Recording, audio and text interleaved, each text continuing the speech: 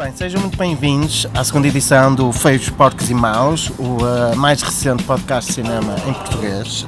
Nesta edição estão presentes eu, o Fernando Vasquez, diretor de programação do Festival Fest Novos Realizadores Novo Cinema. Tenho também aqui ao meu lado o Jorge Pereira, diretor do site setenema.net, e também o Hugo Gomes, também da setenema.net, da SAP, da Metrópolis, um dos críticos ascendentes da cena portuguesa.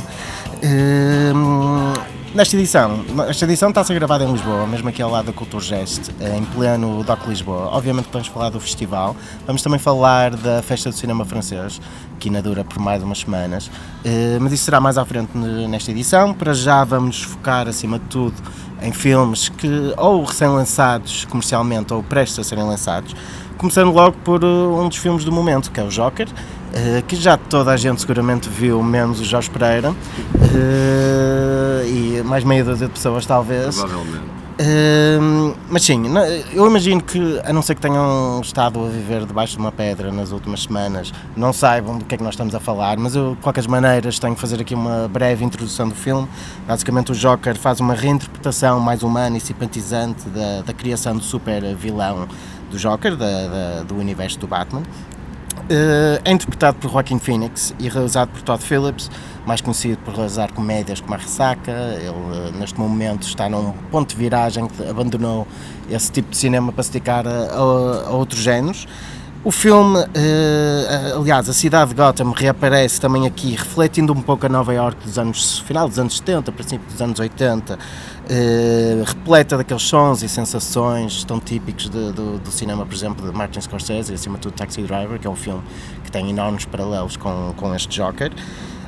Antes de dizer mais, eu tenho que fazer aqui uma declaração. Eu sou daquelas pessoas que se posiciona claramente, tal como Martin Scorsese, com uma certa aversão ao cinema de super-heróis. O Dark Knight, até certo ponto, de Christopher Nolan, até certo ponto, seduziu-me. O Logan, do James Mangold, não tanto. E agora aparece este Joker e tenho que admitir que, de facto, quase que me estou a converter a este mundo, porque na realidade esta é a grande exceção.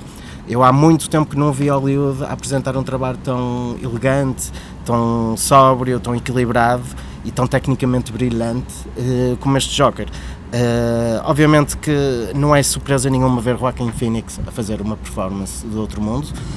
É, no entanto, sempre uma experiência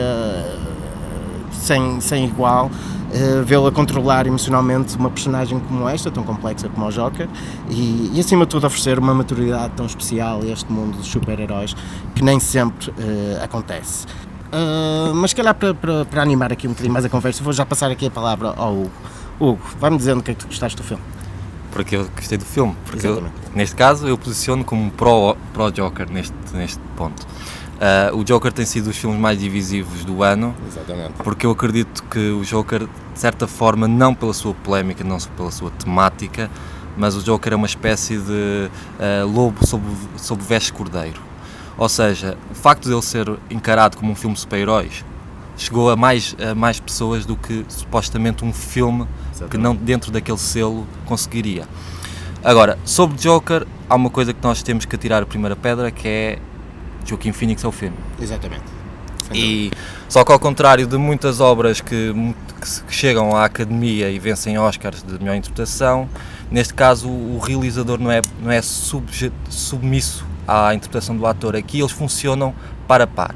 E eu relembro de uma cena que agora está muito em voga, porque foi revelada que foi improviso do próprio Joaquin Phoenix, que é a cena da casa de banho. Exatamente, da dança. Exatamente, da dança, em que o Joaquin Phoenix, sobre a pele Joker, dança, mas a câmara de Todd Phillips segue todos os passos do Joaquin Phoenix de forma tão coreografada, como a própria câmara estivesse, de certa forma, também sobre os batimentos daquela música, é a mesma coisa que o Joaquin Phoenix. Mas pronto, voltando ao ponto inicial, é que há um trabalho de cumplicidade entre os dois, de realizador e de ator, o que de certa forma leva-nos a embarcar nesta viagem por esse mundo um pouco scorsesiano. Sim. Como tu mencionaste, temos o Taxi Driver, há muito Taxi Driver aqui, até na própria composição do Joker, é muito Travis Bickle. Sim. E o filme não esconde isso, Todd Até Phillips, certo ponto sim, presta homenagem. presta homenagem. Todd Phillips sempre revelou que o filme iria ser uma mistura entre Taxi Driver e King of Comedy. E até esse ponto ele funciona dessa maneira. Até posso dizer que este ano tivemos muitos exercícios scorsesianos e este é o melhor exercício scorsesiano que encontrei. Quanto ao resto do filme, apesar deste filme ser centrado na sua personagem central, o resto é quase, como é que eu ia dizer, um inventário de um ecossistema que se tenta criar. É muito curioso porque este filme, tendo em conta que, como mencionaste, o de Christopher Nolan, no Dark Knight, exatamente, também é um filme que seduziu-me na própria composição do biótipo de Gotham. Este filme tenta... Todas as personagens são ambíguas, até mesmo para a criação do dito Batman é ambíguo. Sim. E queria só ressalvar, porque há pouco tempo o Robert Pattinson, que vai ser o novo Batman, ele numa entrevista referiu que o Batman não é um herói. Batman é uma personagem complexa, uma espécie de vigilante.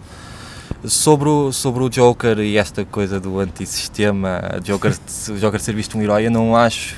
Eu sou das poucas pessoas de que eu falei que no final do filme senti medo deste Joker, medo desta figura. E parece-me que o objetivo é esse, aliás, embora haja obviamente uma empatia clara, principalmente no processo de formação do Joker, com a personagem, no fundo também apresenta a personagem como extremamente equilibrada e emocionalmente destruído. Falando em relação a todo o impacto que o filme teve, há aqui dois fenómenos, acima de tudo, que gostava que debatêssemos ligeiramente, pelo menos.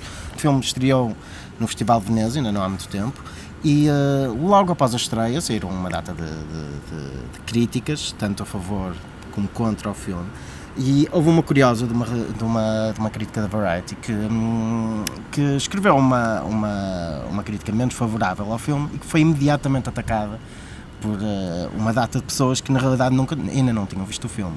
As críticas vieram acima dos Estados Unidos, o filme ainda só tinha passado em Itália, por isso era tudo gente que acima de tudo estava a falar sem saber exatamente o conteúdo do filme. E as acusações eram completamente grotescas, chegaram a acusá-la de ser mulher e por isso não ser suficientemente capaz de ter uma análise neutra do filme, o que é uma barbaridade total. Acima de tudo, parece-me que a esse nível houve um grande puritanismo por parte dos fãs da banda desenhada e deste tipo de cinema. Em contrapartida, também houve um certo aproveitamento cultural do filme para dar prioridade a outras causas e a outros temas para serem debatidos através do filme, o que é uma pena porque na realidade o que perde no fundo é o próprio filme. Ainda para mais é um filme que dentro do quadro de Hollywood do momento se destaca completamente e perdermos o tempo até certo ponto a falar no ataque que a crítica a crítica de cinema neste momento é alvo, acaba por ser uma pena, não te parece, Jorge? Eu acho que sim. Eu não vi o filme ainda porque realmente não tive tempo. Não tive tempo ainda para ver o filme entre a cobertura dos festivais, não tive tempo. Mas o que eu sinto acima de tudo é que hoje em dia nós vivemos em sociedades cada vez mais polarizadas politicamente, esquerda, direita, e isso obviamente transpassa também para a crítica. Cada vez mais, especialmente nos Estados Unidos, se tenta fazer tipo grupos de críticos de conservadores, grupos de críticos liberais e portanto daí nascem também a política é levada para a crítica cinematográfica de uma forma um pouco abusiva, mas pronto, não há nada a fazer, é o mundo em que vivemos. Aquilo que eu acho importante destacar é que, e foi uma das coisas que tu disseste, que o Todd Phillips saiu da comédia. Sim. Para fazer isto, e é muito interessante o que ele disse no Festival de Veneza, na conferência de imprensa, que foi a única forma dele poder dizer a verdade, porque, segundo ele, a comédia é a melhor forma de dizer a verdade, porque é aquilo e mais nada. Neste momento ele diz que há um grande problema nos Estados Unidos, que não se pode dizer a verdade, que as pessoas, como diria o Jack Nicholson, não conseguem lidar com a verdade. Sim. E que a única forma que ele conseguiu de continuar a contar a verdade, até porque ele é uma pessoa que tem vários registros documentais, a única forma que ele encontrou de dizer então a verdade foi fazer este filme. E o que é que ele fez? Foi buscar um personagem ao mundo dos cómics, que basicamente neste momento dominam a nossa cultura cinematográfica, especialmente em salas, nos multiplexes. E ao fazer isto, ele é um statement também. Obviamente que este filme ia ser polémico, porque neste momento, para além de termos uma série de filmes que são quase estéreis em termos de conteúdos, em que apresentam sistematicamente as mesmas histórias, as mesmas coisas, porque é o que vende no cinema, aparecer uma história diferente e arrojada, ponha as pessoas a refletirem em posições e que tenha política envolvida, mesmo que ele diga que não tenha coisa, obviamente que isso vai provocar polémica e são esses filmes que a gente se lembra no futuro. Claro. São esses filmes marcantes que nós nos lembramos daqui a 20 anos, quando falarmos, se calhar daqui a 20 anos vamos lembrar desse jogo, como nos lembramos, por exemplo, do Cavaleiro das Trevas, etc, etc. Aliás, essa crítica que houve acerca do tratamento das doenças psicológicas, sempre achei um pouco disparatado, porque isso tem a ver com algo que está muito a atingir a crítica norte-americana e não só, a sociedade de hoje. As redes sociais fizeram com que nós aproximássemos cada vez mais e, de certa forma, ficámos mais sensíveis a certos pontos. Uma das razões pelo que Todd Phillips saiu da comédia é o facto de ele já não conseguir abordar um tema na comédia. Tudo se tornou ofensivo. Lembro-me de uma das cenas do Ressaca 3, que foi da girafa, em que tudo caiu em cima. O Jorge está-se a rir porque se lembra. Sim, a cena da autoestrada em que estão a transportar a girafa e há uma ponte e a cabeça da girafa vai à vida, e obviamente que surgiram os grupos de animais a dizer que grupos de proteção dos animais a criticarem essa situação quando é simplesmente uma gag. Porque tudo na crítica de cinema, neste caso encararmos o cinema, é tudo representativo, tudo tem que ter uma representação, tudo tem que ter um ato de existir, já não podemos contar uma simples história. E eu por isso é que eu não percebi muito bem essa crítica das doenças mentais, porque se formos a ver a própria mitologia do Joker, tal como tu, eu lia o Batman na banda desenhada, sempre foi o meu, não digo herói, mas sempre foi a minha personagem preferida de banda desenhada. O Joker sempre trouxe uma certa anarquia para Gotham, e foi sempre uma personagem muito associada à própria distorção social que levava a essa aula mental. Não é por isso que o Joker é sempre visto no Asilo de Arkham, e todos os grandes vilões de Batman estão sempre no Asilo de Arkham, por exemplo, dentro dessa mitologia. O que acontece com o Joker é que o Joker é um filme que eu acho que, para mim, é sobre uma personagem que traz uma certa ideologia e quer levar essa ideologia avante, não tendo essa ideologia definida segundo os quadrantes políticos, até porque nesse aspecto o filme vai buscar muito ao Taxi Driver, porque o Taxi Driver, o personagem de Robert De Niro, Travis Bickle, é uma personagem leiga, praticamente, que vê o mundo à sua volta e origina dentro dele uma certa ideologia que é levar a cabo. E por isso é que... É mais emocionado que... Exatamente. Aliás, o Taxi Driver sempre foi uma resposta à sociedade pós-Vietnã, à sociedade desiludida com as promessas políticas que nunca mais cumpriram. E dessa forma o Joker é o espelho, porque a nossa sociedade está hoje cada vez mais iludida com o mundo em que vivemos. E à conta dessa desilusão procuramos soluções quase como injeções letais. Por isso é que temos os governos que temos hoje. Extremismo. Exatamente. Extremismo na esfera do poder. Trump, o Bolsonaro, por aí fora, são um reflexo dessa desilusão das pessoas. Exatamente. Mas acho que tens que falar sobre a Venezuela, ou senão vem aí o nosso... Sim, a Venezuela também. Aplica-se a tudo. De certa maneira, aplica-se de uma forma... Claro que localmente existem raízes de poder, especialmente na América Latina e na América Central, existem estruturas de poder que vêm do passado que permitiram que o marxismo, entre aspas, especialmente através da figura do Che Guevara, fomentasse e criasse ali mesmo o seu grande foco de depois de contaminação para o resto das ideologias mundiais em termos de esquerda, de extrema esquerda, e acho que acima de tudo tem tudo sempre a ver com a desilusão das pessoas com as estruturas de poder. E lá está, eu não vi o filme, mas eu imagino que seja o Taxi Driver dos tempos modernos, e como vivemos nos tempos modernos dentro da cultura dos super-heróis, obviamente que faria todo o sentido começar nela para apresentar um novo Travis Bickle. Claro. E para quem não queria falar muito do Joker, já vamos em 18 minutos. Por isso, acho que está na altura de passarmos ao próximo filme, que também não será menos polémico, ou não terá menos polémicas à volta do filme. Estou a falar de Um Dia de Chuva em Nova Iorque, de Woody Allen, que estreia já dia 24 de outubro. Eu confesso que ainda não vi o filme, mas vocês já viram. Jorge, se calhar começavas com uma explicação do filme. Bem, para falar do filme, vou começar por falar do filme em si, para que depois, se calhar, o que mais suscita conversa sobre o filme é tudo o que está à volta dele. O filme é um clássico de Woody Allen, é a típica história de um amor que se, entre aspas, desfaz num único dia de chuva em Nova Iorque. Neste caso específico é um casal que a Elle Fanning, vai fazer ambos vão a Nova Iorque, ela vai fazer uma entrevista a um realizador famoso porque ela escreve para o jornal da escola, e a partir daí tudo se vai alterando porque o realizador está numa crise existencial e vai condensar, vai captar a atenção dela durante esse dia, e ela já tinha coisas combinadas com o namorado e portanto eles vão andar separados o dia inteiro.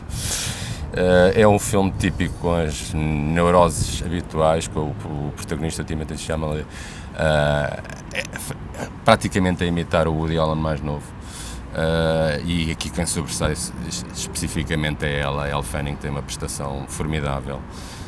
Depois temos ainda pequenas personagens como a Selena Gomez, que também tem uma presença marcante, que acaba por ser um daqueles contrassensos contrapontos, aliás, que o Woody Allen apresenta também muitas vezes nos seus filmes, que fazem duvidar as personagens do caminho a levar nas suas vidas, e eu acho que acima de tudo é um filme que é clássico na carreira do Woody Allen. Depois disso temos tudo o que está à volta do filme. Era um filme que foi produzido pela Amazon, depois ressurgiu, depois do Me Too e de toda a situação em torno do Me Too e Time's Up, ressurgiram novamente através de Dylan Farrow e do Ron Farrow, o jornalista, as acusações do passado feitas ao Woody Allen. A Amazon não divulgou o filme na sua plataforma. Neste momento temos o caso todo em tribunal e, portanto, vamos ver o que é que isto vai dar. Sobre isso há muita coisa a falar. Estar aqui a falar se o Woody Allen fez ou não fez no passado. Ele passou 2 vezes foi inspecionado 2 vezes e por situações de polícia e tribunal foi alibado há 25 anos, creio que foi há 25 anos. Sim. E portanto não penso que tenhamos que estar aqui a fazer uma justiça pelas próprias mãos quando a justiça já 2 vezes investigou o caso. Seja como for, um filme não será lançado nos Estados Unidos, em princípio, exatamente por causa disto. Sim, porque lá está, e aqui também podemos falar um bocadinho da questão Joker, porque neste momento os Estados Unidos é uma coisa curiosa, porque os Estados Unidos têm um sistema judicial que até não é todo desinteressante, mas neste momento basicamente a imprensa e as redes sociais transformaram-se verdadeiramente nos tribunais. Os tribunais populares. Não me surpreende numa sociedade que coloca tantas estrelas de televisão e de cinema no poder, como o Trump, o Ronald Reagan, por aí fora.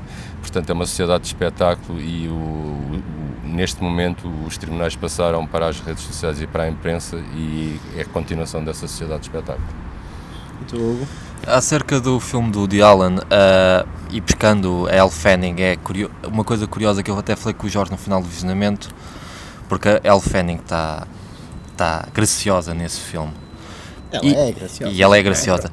Nesta semana estreou, por exemplo, nos cinemas a Maléfica 2, em que vemos a Elle Fanning completamente apagada, mas aqui a questão não é comparar a interpretação das duas, mas a forma como ambos os filmes são concebidos em termos de argumento. O Maléfica, para mim, aquilo foi uma colagem de lugares comuns, e por isso é que temos o argumento que é aquele argumento que não tem dinâmica, não é completamente automatizado.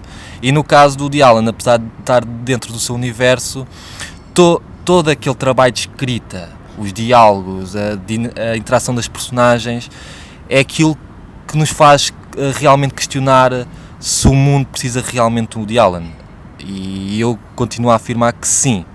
Apesar de toda esta polémica à volta da sua figura, o boicote que existe sobre a sua obra, eu acho que devemos tudo preservar essa qualidade dele como argumentista, e sempre foi ele visto como um argumentista. mais do que um realizador. Aliás, eu costumo dizer que o Vittorio Storaro foi a melhor aquisição do Woody Allen nos últimos tempos, porque deu uma certa estética aos seus filmes. E neste caso, apesar de ser dos trabalhos menores do Vittorio Storaro, no universo udilesco, há aqui aquelas pitadas de genialidade de cores e luminosidade. Eu não sei se o Jorge se lembra da primeira reunião do Elle Fanning com o Liv Schneider. Sim, no Schreiber. Exato. No hotel. Sim, no hotel.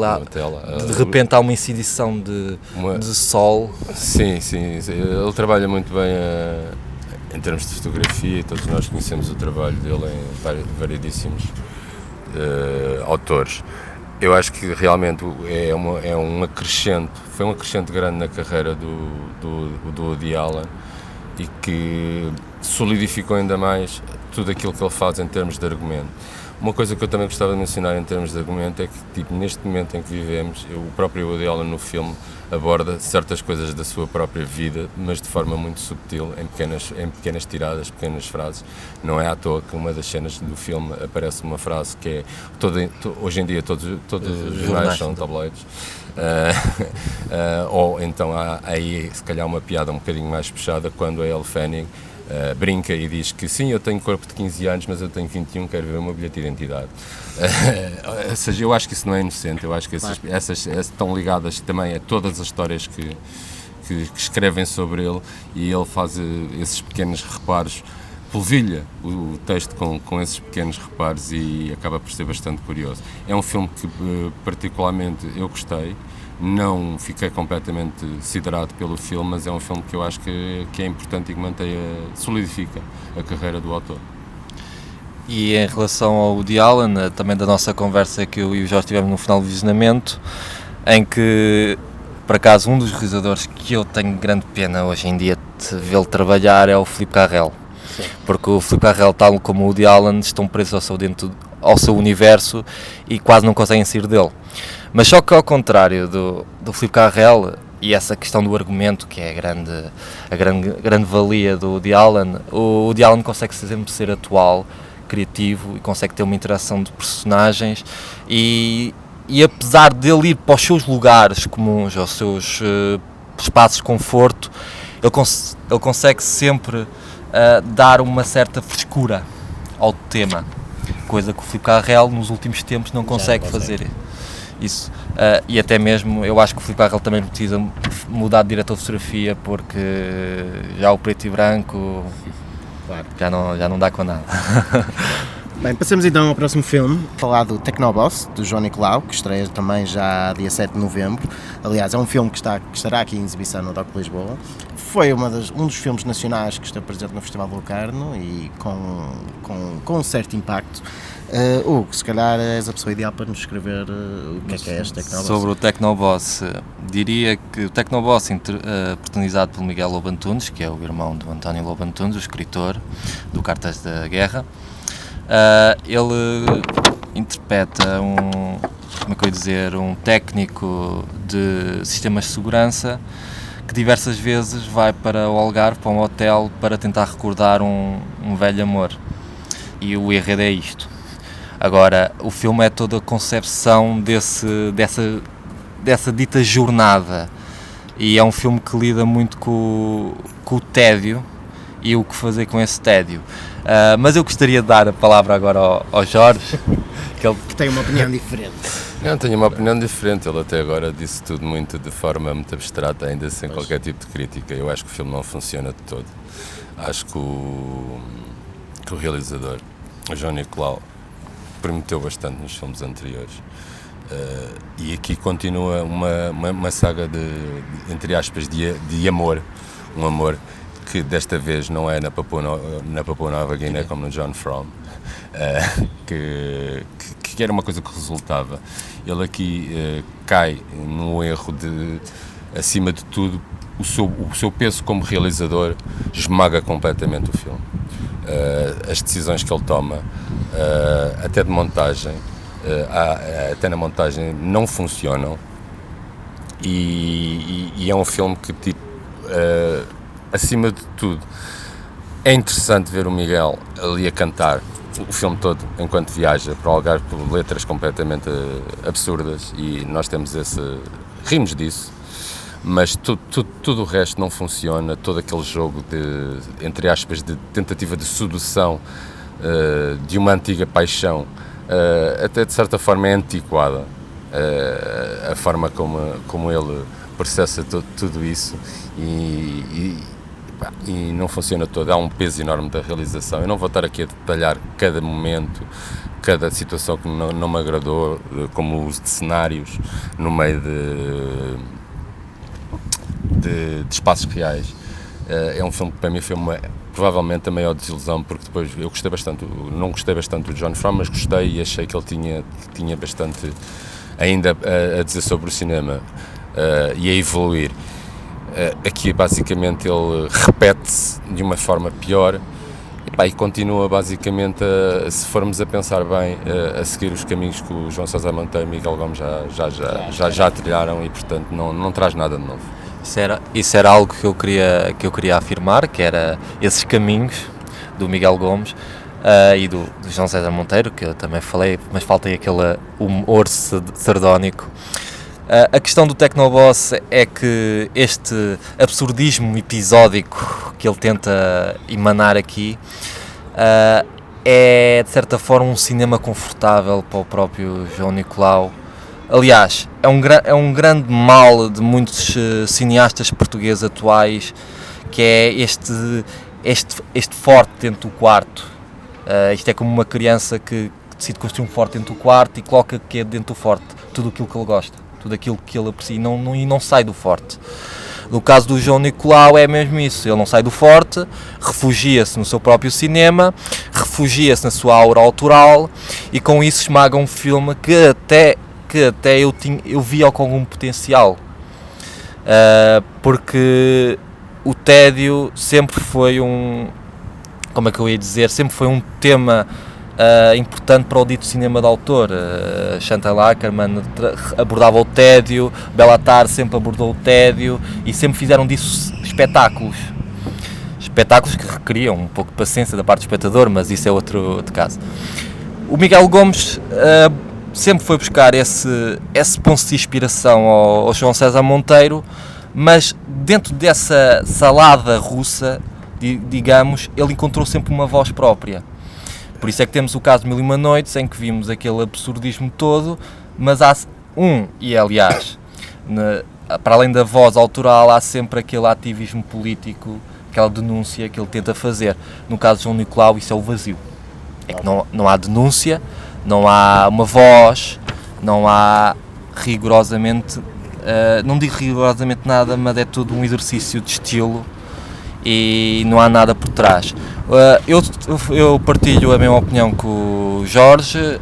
Eu gostei do John Fram, achei o John Fram, o simplismo dele, o facto de abordar uma dita paixoneta de uma adolescente e como essa paixoneta irá alterar todo o mundo em volta, algo até muito curioso. Achei do Tecnoboss um passo atrás, um regresso à Espada e a Rosa, o dito filme para amigos. Por isso, João Nicolau está ao mesmo nível da Rita Azevedo Gomes hoje em dia, que é tudo amigos. Não vamos entrar para isso, não temos outro programa. Já agora, deixem-me só fazer aqui um interlúdio, dizer que nós estamos a gravar isto num jardim, por isso é natural que volta e meia ouçam uns barulhos estranhos. Neste momento veio uma rajada de vento, por isso não se assustem. Depois de tudo o que vocês disseram, será que este filme tem algum futuro comercial em Portugal? Eu acho que tem um futuro, até pelas pessoas que estão envolvidas, especialmente o Miguel tem uma prestação que eu acho que é digna de se ver. Ou seja, o problema é que também o filme funciona muito por sketches, e há uns que funcionam, há outros que não, mas no final das contas os sketches não colam todos. Esse é o grande problema, por causa do peso que o autor mete neles, mete em cima de todo o filme. Mas acho que em termos de futuro comercial nas salas, eu penso que ele até é capaz de ter um pequeno percurso, especialmente nas salas mais pequenas e de autor. De cinema de autor. Sobre o Tecnoboss e o dito futuro, Acho que ele poderá ter esse burburinho inicial, mas vai morrer na praia. Vai morrer na praia? Ok. Ora bem, eu estava à espera de um bocadinho mais sangue. Pode ser que o próximo filme nos proporcione isso. Recordo que Tecnoboss será em exibição no Doc Lisboa, estará também em exibição em salas comerciais a partir de 7 de novembro.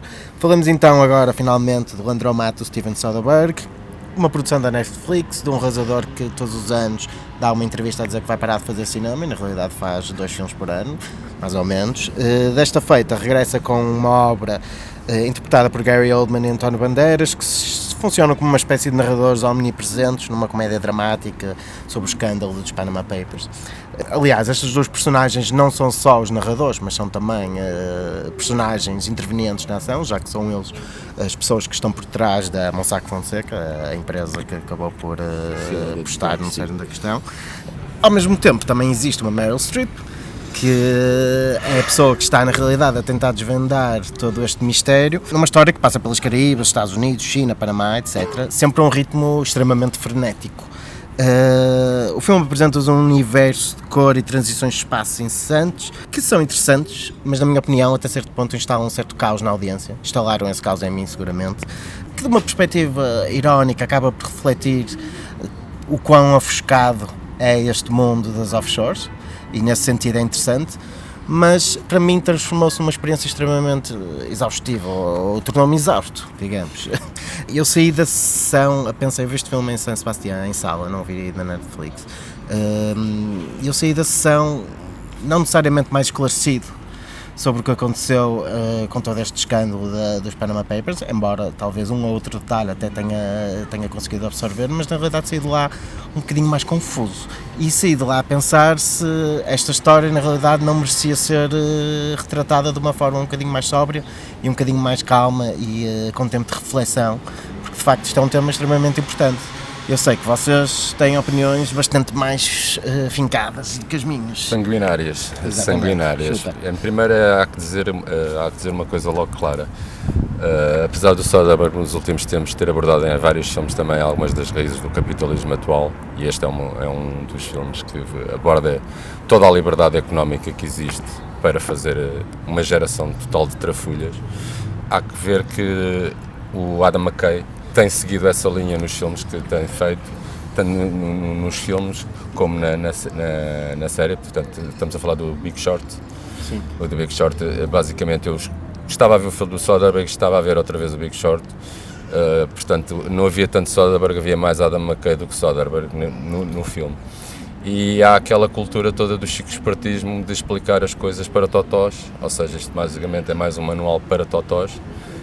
Da mesma maneira que o McKay começa o filme do Big Short com o Ryan Gosling a explicar algumas coisas sobre a economia, aqui temos exatamente as mesmas...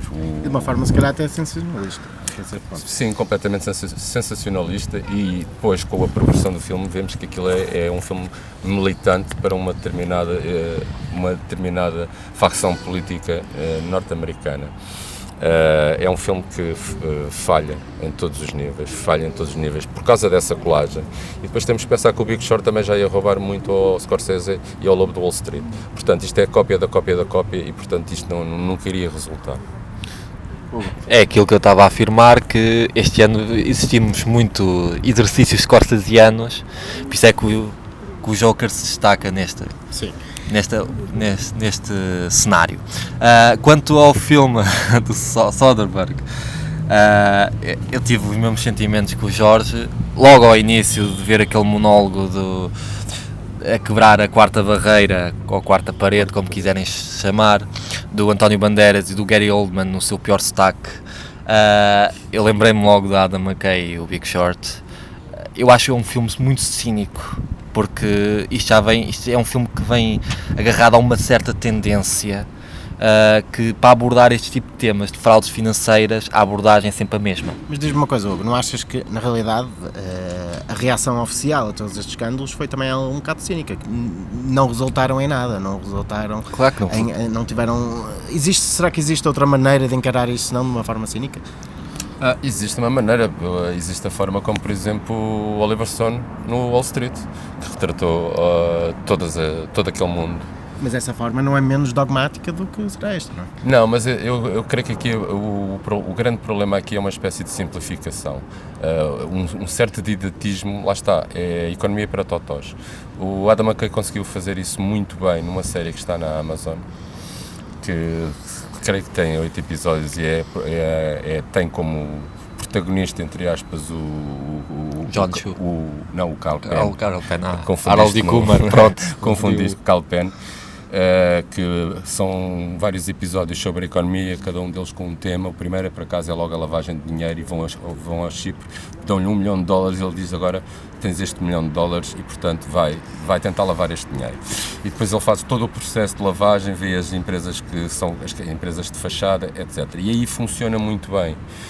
Neste caso específico, condensar tudo neste pequeno espaço de tempo, o que resulta, lá está, é a tal coisa que tu falas do frenetismo, de ser frenético, mas acaba por ser tudo atabalhoado, acaba por ser tudo uma coleção, mais uma vez, de sketches, em que tipo, basicamente temos eles, o Bandeiras e o Gary Oldman também, mais uma vez, como disse, como pior sotaque, um dos piores sotaques de sempre. Mas não me lembro do sotaque. Não, porque ele está assim com uma espécie de um sotaque alemão, germânico.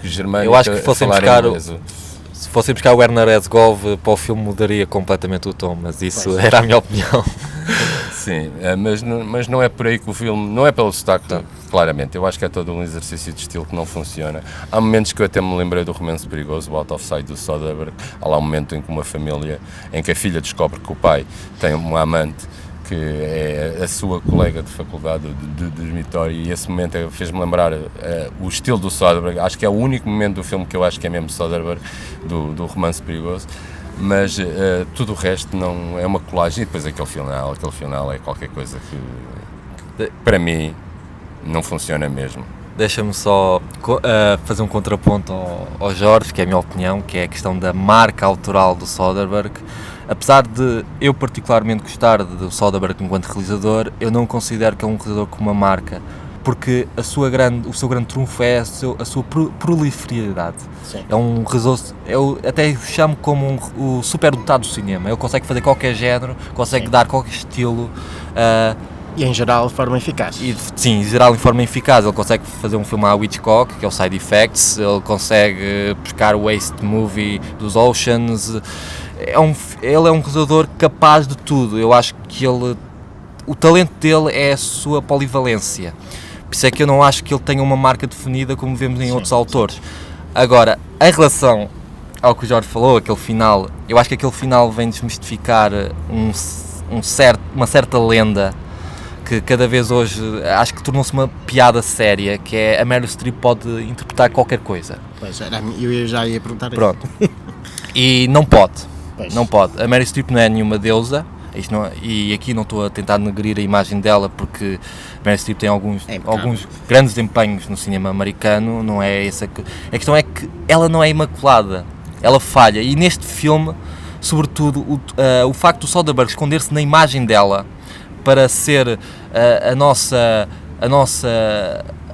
a figura da justiça, é de facto, como é que eu ia dizer, uma fraude. Este filme para mim é uma fraude, e nota-se que a Meryl Streep não é capaz de interpretar qualquer coisa e consegue ser tão mau como ao nível do Adam Sandler no Jack and Jill. Eu acho uma coisa, eu acho que ela consegue interpretar tudo o que quiser, pode não funcionar, e neste caso não funciona porque, e eu vou pegar outro exemplo, que é a Tilda Swinton, que interpreta até papéis masculinos e por aí fora, e nós temos a vista em filmes absolutamente divinais. Isso contribui bastante para si própria, ou seja, como atriz, mostra a sua polivalência. O problema é que para o espectador funciona também como uma distração. E nós vamos nos lembrar mais, se calhar, do filme por causa da transformação da atriz, do que propriamente pelo filme em si, e isso é um peso extra. É um peso extra que não funciona claramente neste caso. Isso faz-me lembrar já aquela questão do último filme do Ciro Guerra, We Were Waiting for the Barbarians, While We Wait for the Barbarians, que sofre exatamente desse problema por causa de Johnny Depp, que é um caso ainda mais extremo. E nesse caso, por acaso, estou do outro lado. Eu acho que quem ali está, e eu até simpatizo com ele, acho que o Robert Pattinson está pior, mas pronto. Sim, mas pronto, não vamos entrar por aí porque na realidade já estamos muito avançados. Vamos passar já muito rapidamente às nossas propostas individuais, filmes que as pessoas têm acesso, seja na sala de cinema, seja numa plataforma de streaming, num canal de televisão. Vamos ter que manter isto nos 30 segundos a cada, porque senão nunca mais saímos daqui. Eu vou sugerir já 2 filmes que estarão em sala de cinema. O primeiro é o Light of My Life, o novo filme realizado pelo Casey Affleck. Casey Affleck já tinha realizado no passado o incrivelmente desastroso I'm Still Here. Por isso fiquei assim um bocadinho apreensivo quando descobri que ele tinha voltado a posicionar-se atrás das câmaras. Desta vez vem com um filme pós-apocalíptico que retrata um futuro em que uma praga acabou por eliminar a grande maioria das mulheres no planeta. Ele está sozinho com uma filha e tem que percorrer um longo caminho à procura de um espaço, de um porto-abrigo onde a sua filha esteja imune aos raptos que ainda existem, das únicas mulheres ainda existentes. O filme tem enormes paralelos com o The Road, tem enormes paralelos com Os Filhos do Homem, com o Handmaid's Tale, inevitavelmente. Nesse sentido perde muito, porque na realidade não traz nada de especificamente novo, nesse sentido, mas traz de uma perspectiva diferente. É um filme que se posiciona num cantinho dentro do género, no sentido de que é um filme extremamente intimista e que vive muito da relação entre pai e filha e da questão da parentalidade e da forma como é verdadeiramente impossível um pai conseguir proteger a filha de todos os males do mundo. No entanto, apesar disto tudo, é um filme que eu aconselho, um filme bastante interessante e que no final, quando a ação finalmente começa a sério, é feita sempre de uma forma muito orgânica, o que é interessante neste tipo de filmes. Destacava ainda o Divino Amor, do Gabriel Mascaro. Na minha opinião, o Gabriel Mascaro se não é o realizador mais importante do momento, é seguramente um dos mais importantes. Ele regressa agora com um filme chamado Divino Amor, que retrata a vida de uma mulher que tem uma posição profissional muito burocrática e que passa grande parte do seu tempo a tentar convencer casais a não divorciarem-se e a associarem-se à Igreja do Divino Amor, que é uma igreja evangelista que tem uma data de rituais muito diferentes do cristianismo a que estamos habituados. Aliás, isto é uma visão do cristianismo totalmente, de uma degeneração total do cristianismo. Por exemplo, já não existem missas, as missas são feitas num formato de rave party, com tecno-cristão. Uma das formas de batizar os novos crentes é através da organização de orgias sexuais. Enfim, é uma visão muito diferente da religião, muito interessante, muito aplicável ao Brasil e a toda a cultura evangelista que existe no Brasil, que é excepcional e diferente do resto do mundo. Isto tudo feito sempre com muitos contornos eróticos e com uma explosão de cor e neons habituais ao Gabriel Mascaro, que, repito, é uma das vozes mais essenciais do cinema contemporâneo. Por isso, este filme só não é o grande filme brasileiro do ano, porque existe um filme chamado Bacurau. De outra maneira, seria seguramente o filme principal. Eu contraponho. E passo já aqui ao Hugo. Eu contraponho essa do filme brasileiro, porque há A Vida Invisível de Eurídice Guzmão. Ok. Pronto.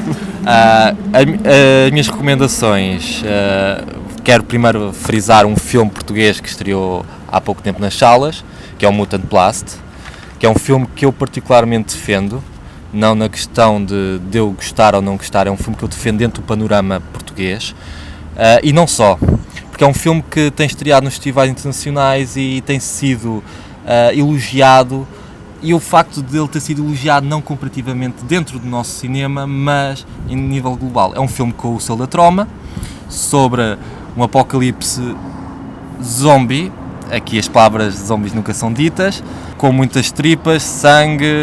É realizado pelo Fernando Al, que fez uma curta muito curiosa chamada Papa Wrestling. Sim. Que esteve aí do Motel X. E é um filme que tem talvez uma das personagens mais carismáticas dentro do cinema português, que é o Jean-Pierre, a nossa lagosta mutante.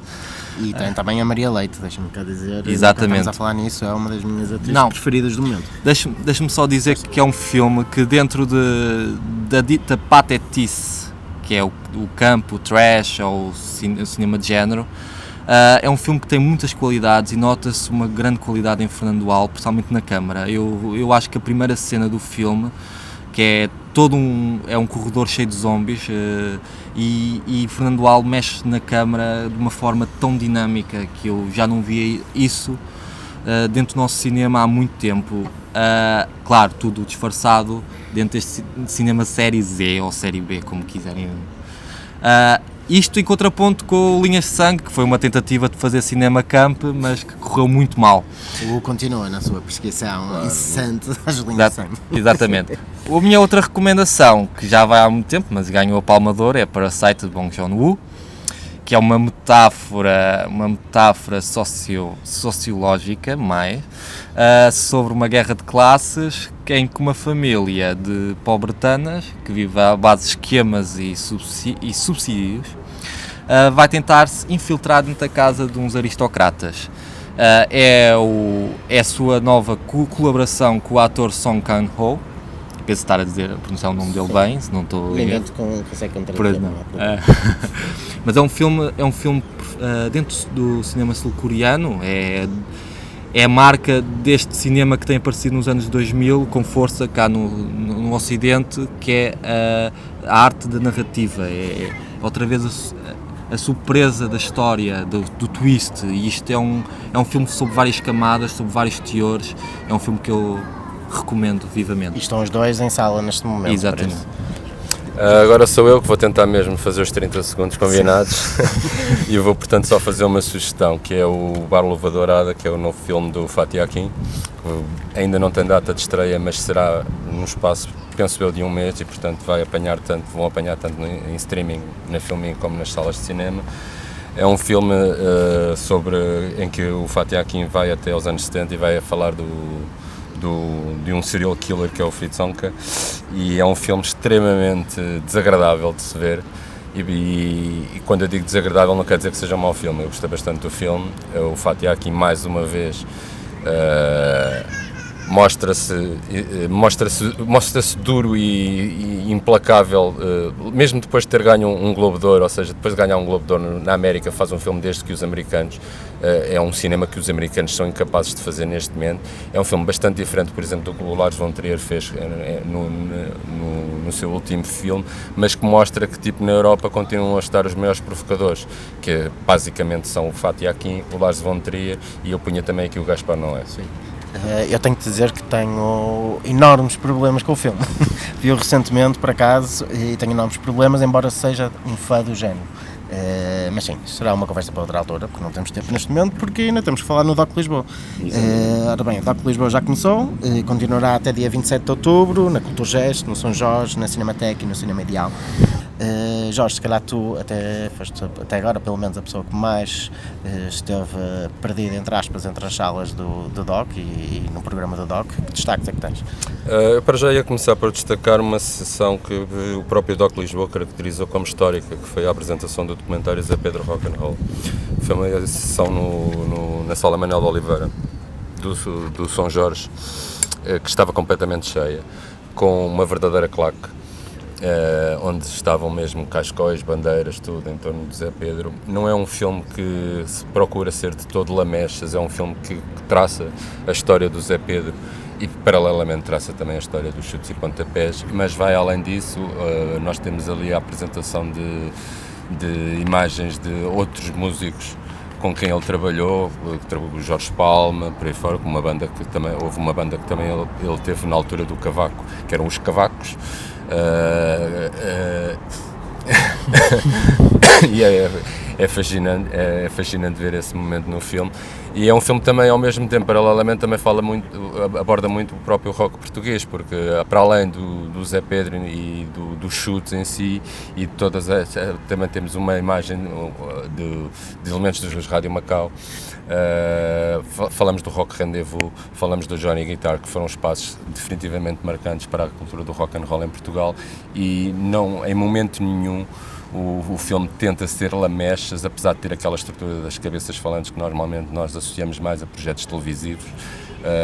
Neste caso específico funciona, é um filme que funciona, e talvez por isso mesmo nós tenha pegado nele, porque o filme vai ter a apresentação nas salas nacionais, creio que para o ano, provavelmente vão esperar pela data de aniversário ou qualquer coisa do José Pedro, mas eu tenho a certeza que é um filme que vale a pena ver.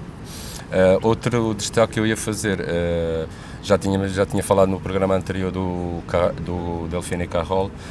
Neste momento vou falar de outro filme que traça um paralelo com ele, que é o Olé Filho, que é um retrato das estrelas do rock e também do pop francês, desde muito cedo, mas aborda muito a questão delas terem sido, portanto, essas mulheres terem sido pioneiras dentro de um universo completamente masculino, e por isso mesmo é que também há um paralelismo entre os dois filmes na questão do feminismo e da forma como elas tiveram que se evidenciar num mundo regido por homens. São dois filmes que eu destaco e nenhum deles está no registro de docoficção.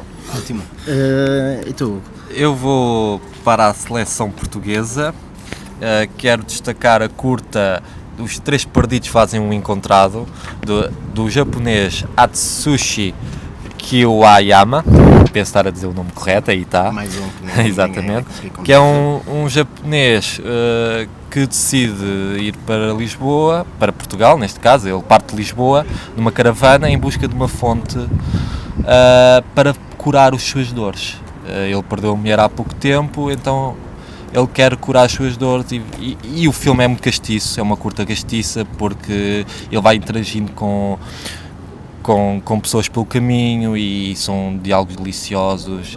É um filme muito, muito curioso, muito castiço e muito modesto, que é uma qualidade que hoje se despreza muito e se devia continuar a valorizar. Outros filmes, e dentro da docoficção, destaco A Raposa, de Leonor Noivo, em que a realizadora faz um pacto com a atriz Patrícia Guerreiro, o qual vimos em filmes como A Alice e Quem És Tu, de João Botelho, em que a Patrícia Guerreiro começa a encarnar uma figura que sofre anorexia, e todo o filme é um trabalho da atriz, neste caso, de transformação, metamorfose e trabalho de estudo sobre a doença e incorporação dessa natureza. Outro filme que eu também gostaria de falar, em contraponto com o Tecnoboss, que é o filme de encerramento do DOC Lisboa, que é o Serpentário, que tem como protagonista João Arraes, que foi o nosso Soldado de Milhões. O filme é dirigido por Carlos Conceição, é a primeira longa-metragem, sua primeira longa-metragem, e é um filme que tem que é um certo reflexo à sua própria figura, à figura do realizador, às suas memórias. Claro que tem as fraquezas de ser uma longa-metragem e prolonga-se mais as suas ideias do que concentrá-las. Mas, de certa forma, se pudesse, eu daria dinheiro ao Carlos Conceição para fazer uma segunda longa-metragem e deixava o João Nicolau quieto. Uma delas que destaco é o The Brink, da Alison Kleiman, um filme que não é de todo um bom filme, mas que nos apresenta uma oportunidade raríssima de perceber exatamente como é que é o modus operandi de Steve Bannon, até porque o segue durante toda a sua campanha europeia e a sua tentativa felizmente falhada de criar um novo movimento populista generalizado em toda a Europa. Também destacava o Brexit Behind Closed Doors, do Lode Desmet, do belga Lode Desmet, que também é um filme interessante porque nos apresenta uma visão diferente do Brexit. Este realizador seguiu o coordenador do processo do Parlamento Europeu, do processo do Brexit no Parlamento Europeu, o Guy Verhofstadt, que é tudo menos uma pessoa subtil. Normalmente é alguém sem papas na língua e daquelas figuras do Brexit, ou da perspectiva europeia do Brexit, que mais tem falado publicamente e que seguramente neste documentário tem muito mais para dizer. Destacava ainda que tenho uma enorme curiosidade em descobrir o Sofia na primeira pessoa do Manuel Mozes, um filme sobre a Sofia de Melbrenner, é sempre um evento em Portugal. Também o Mistérios Negros, do Pedro Lino, uma curta-metragem que será exibida dia 25, com um acompanhamento musical, um cineconcerto, que será seguramente muito interessante, e também a continuação da celebração dos 20 anos da Agência de Curtas-Metragens, que também está presente aqui no festival, no DOC Lisboa, com uma carta branca à Mariana Gaivão, que escolheu, entre muitos outros filmes, o Austieg, do Jorge Quintela, que é um filme que eu seguramente aconselho. Bem, temos um minuto para a Festa do Cinema Francês. Jorge. Posso começar por destacar o 100% Camurça, o novo Claro. filme do Quentin Dupieux, que também brevemente chegará às salas e a streaming. Que é uma obra-prima. É fabuloso e é mais uma vez a prova que tipo, o Quentin Dupieux é das pessoas que tenta fazer o cinema mais diferente possível e imaginar de tudo aquilo que está à espera. É a história de um homem que é completamente fascinado por Camurça e que ao longo do filme vai fazendo tudo para ficar com o único casaco do mundo, o único blusão do mundo e portanto vai até matar para eliminar todos Acima de tudo, acima de tudo matar, eliminar todos os outros casacos. É um filme fabuloso e portanto merece uma olhadela. Por mais ridículo que pareça, é fantástico.